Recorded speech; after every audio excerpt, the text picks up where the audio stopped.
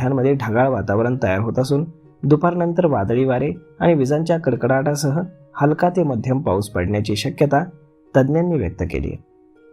त्यामुळे या जिल्ह्यांना येलो अलर्ट देण्यात आला आहे. पुणे आणि अहिल्यानगर परिसरात देखील काही ठिकाणी हलक्या पावसाच्या सरी पडण्याची शक्यता आहे.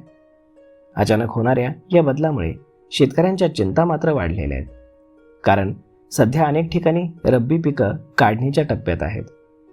तर उत्तर महाराष्ट्रामध्ये सध्या उन्हाचा जोर कायम आहे. नाशिकसह धुळे, नंदुरबार आणि जळगाव जिल्ह्यांमध्ये आकाश स्वच्छ राहण्याची शक्यता असली तरी तापमान 37 ते 40 अंशांच्या दरम्यान राहू शकतं. मात्र हवामान तज्ज्ञांच्या मते पुढच्या 24 तासात या भागात देखील हवामान बदलण्याची दाट शक्यता आहे. तर मग मित्रांनो, अशा पद्धतीनं कधी ऊन तर कधी कडक ऊन आणि त्यानंतर पाऊसही येण्याची शक्यता आहे.